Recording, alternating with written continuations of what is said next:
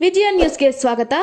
ಚಿಂತಾಮಣಿಯಲ್ಲಿ ಗಣರಾಜ್ಯೋತ್ಸವವನ್ನು ಝಾನ್ಸಿ ಕ್ರೀಡಾಂಗಣದಲ್ಲಿ ಅದ್ದೂರಿಯಾಗಿ ಆಚರಣೆ ಮಾಡಲಾಯಿತು. ಚಿಂತಾಮಣಿ ನಗರದ ಝಾನ್ಸಿ ಕ್ರೀಡಾಂಗಣದಲ್ಲಿ 75ನೇ ಗಣರಾಜ್ಯೋತ್ಸವವನ್ನು ಆಚರಣೆ ಮಾಡಲಾಯಿತು. ಎಲ್ಲ ಶಾಲಾ ತಂಡಗಳು ಮತ್ತು NSS ಮತ್ತು ಗೃಹದಳ ಪೊಲೀಸ್ ಇಲಾಖೆಯವರು ತೆರೆದ ಜೀಪ್ನಲ್ಲಿ ಬರ್ತಾ ಇರತಕ್ಕಂಥ ದಂಡಾಧಿಕಾರಿಗಳಿಗೆ ಗೌರವ ಶ್ರೀರಕ್ಷೆಯನ್ನು ನೀಡಬೇಕಾಗಿ ಕೋರಿದೆ. ಈಗ ಸಾರೆ ಜಹಾನ್ ಸಚ್ಚ एक साथ छोड़ो घर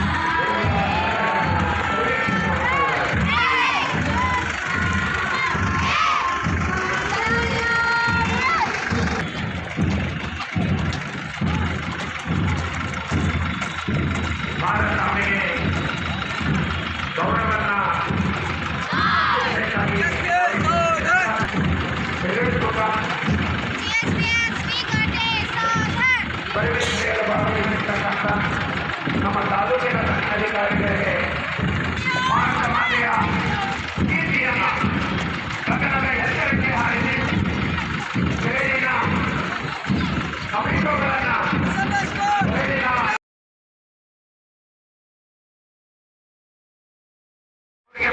ಮತ್ತೊಮ್ಮೆ ನಾನು ಅನಂತ ಧನ್ಯವಾದಗಳನ್ನು ಅರ್ಪಣೆ ಮಾಡ್ತಾ ಇದ್ದೀನಿ. ಇರ್ತಕ್ಕಂಥ ತಾಲೂಕಿನ ದಂಡಾಧಿಕಾರಿಗಳಿಗೆ 3 ವರ್ಷಗಳಿಂದ ಪ್ರಧಾನ ಕಮಾಂಡರ್ ಆಗಿ ತುಂಬಾ ಶಿಸ್ತುಬದ್ಧವಾಗಿ ವ್ಯವಸ್ಥಿತ ರೀತಿಯಲ್ಲಿ ಧ್ವಜವಂದನೆಯನ್ನ ನೀಡ್ತಾ ಇರ್ತಕ್ಕಂಥ ತಂಡದ ತುಂಬಾ ಶಿಸ್ತುಬದ್ಧವಾಗಿ ಶಿಸ್ತಾಗಿ ಧ್ವಜವಂದನೆಯನ್ನು ಸಲ್ಲಿಸಿರ್ತಕ್ಕಂಥ ಈಗ ಗೃಹರಕ್ಷಕ ದಳ ಈ ತಂಡದ ನಾಯಕರು ಗೌರವವನ್ನ ಸಲ್ಲಿಸ್ತಾ ಇದ್ದಾರೆ. ಈಗ ಹಿಂಬದಿಯಲ್ಲಿ ಬರ್ತಾ ಇರ್ತಕ್ಕಂಥ ಮತ್ತೊಂದು ತಂಡ ಶಿಸ್ತುಬದ್ಧವಾಗಿ ವ್ಯವಸ್ಥಿತವಾಗಿ ಸಮವಸ್ತ್ರದೊಂದಿಗೆ ಬರ್ತಾ ಇರ್ತಕ್ಕಂಥ NCC ತಂಡ, ಮಹಿಳಾ ಕಾಲೇಜಿನ NCC ತಂಡ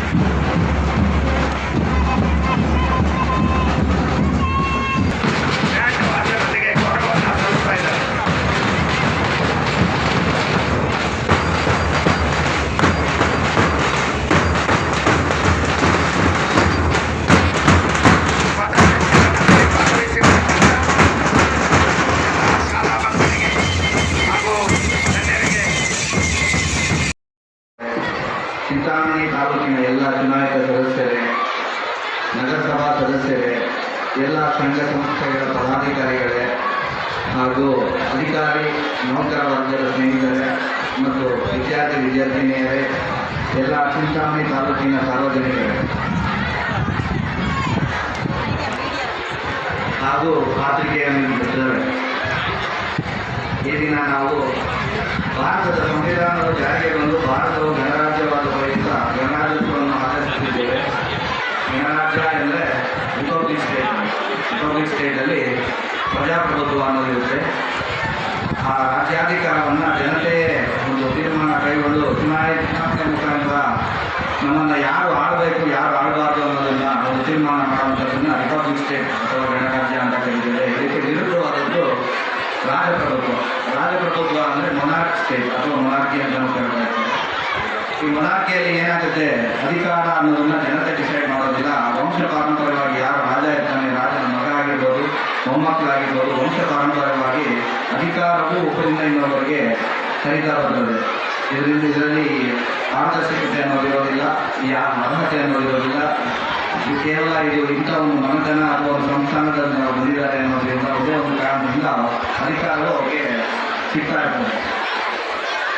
ಈಗ ನವೆಂಬರ್ 26, 1949ರಂದು ಡಾಕ್ಟರ್ BR ಅಂಬೇಡ್ಕರ್ ಅವರು ಕರಡು ಸಮಿತಿಯ ಅಧ್ಯಕ್ಷರಾಗಿದ್ದು ಸಂವಿಧಾನದ ಕರಡನ್ನು ಅಂಗೀಕಾರ ಮಾಡ್ತಾರೆ.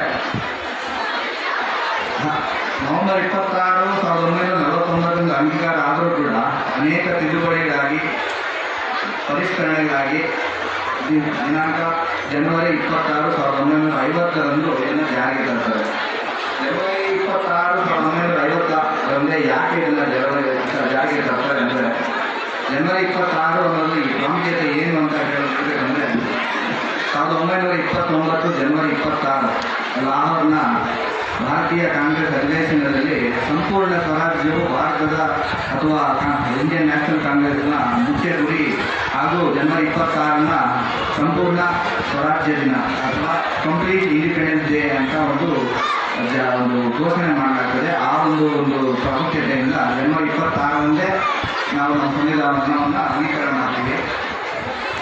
ಈ ರಾಜಪ್ರಭುತ್ವ ಅಥವಾ ಮೊನಾರ್ಕಿ ವಿರುದ್ಧ ನಾವು ನೋಡಬೇಕಂದ್ರೆ 1776ರಲ್ಲೇ ಅಮೇರಿಕನ್ ವಾರ್ ಆಫ್ ಇಂಡಿಪೆಂಡೆನ್ಸ್ ಮತ್ತು 1789ರಲ್ಲಿ ಫ್ರೆಂಚ್ ರೆವಲ್ಯೂಷನ್, ಫ್ರೆಂಚ್ ದಂಗೆ ಅಂತ ಕೂಡ ಕರೀತಾರೆ. ಈ ಎರಡೂ ಒಂದು ರಾಜಪ್ರಭುತ್ವದಿಂದ ನಮಗೆ ತಿಳಿದುವಂಥ ಮಟ್ಟಿಗೆ ಈ ಎರಡು ಘಟನೆಗಳು ತುಂಬ ಪ್ರಮುಖವಾದದ್ದು. ಯಾಕೆ ಅಂದರೆ ಅಲ್ಲಿಂದ ಒಂದು ರಾಜಪ್ರಭುತ್ವದ ವಿರುದ್ಧ ದಂಗೆಗಳು ಸ್ಟಾರ್ಟ್ ಆಗ್ತದೆ.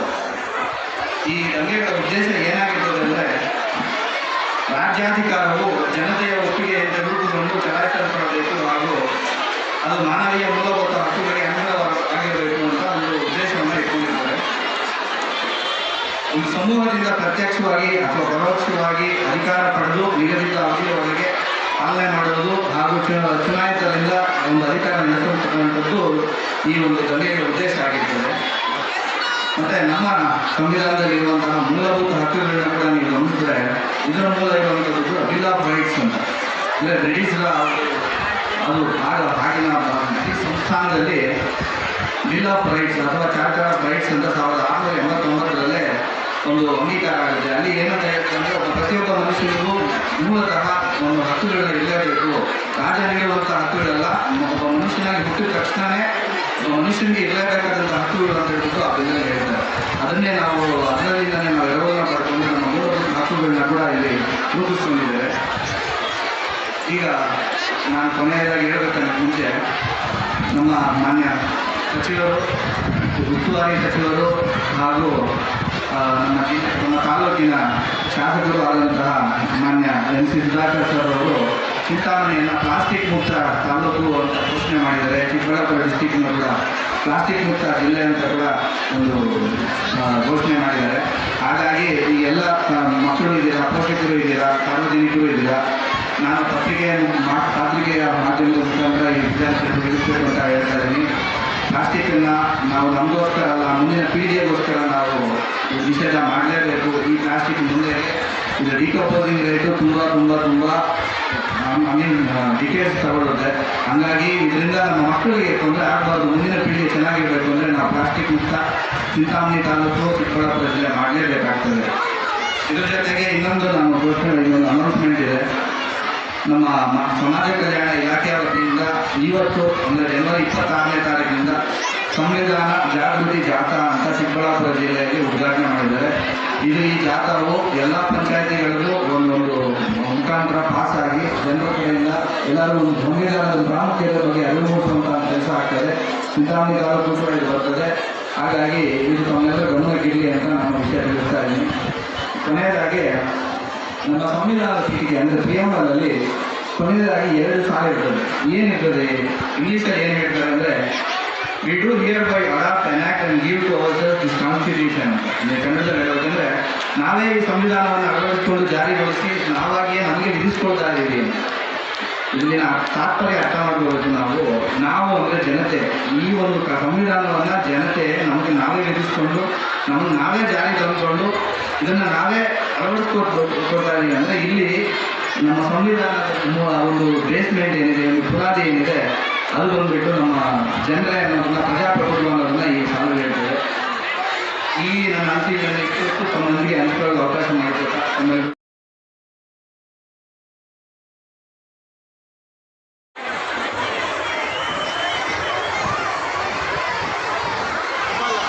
ಸನ್ಮಾನ ಸ್ವೀಕರಿಸಿರುವ ಸನ್ಮಾನಿತರಿಗೆ ಹೃತ್ಪೂರ್ವಕ ಧನ್ಯವಾದಗಳು. ಎಲ್ಲ ಶಾಲಾ ಮಕ್ಕಳು ದಯವಿಟ್ಟು ನಿಶಬ್ದವಾಗಿರಿ. ಕೆಲವೇ ಕ್ಷಣಗಳಲ್ಲಿ ನಮಗೆ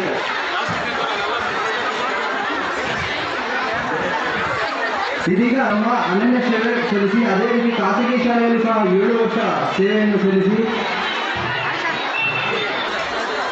ನೋಡಿ ಸರ್ ಸ್ವಲ್ಪ ಇಡ್ಸೋಣ.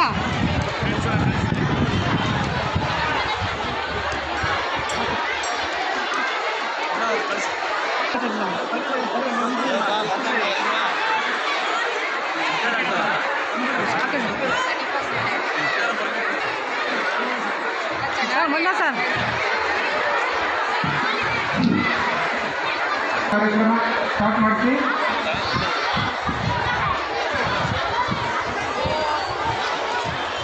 ಸ್ಟಾರ್ಟ್ ಮಾಡ್ತೀವಿ ಸರ್.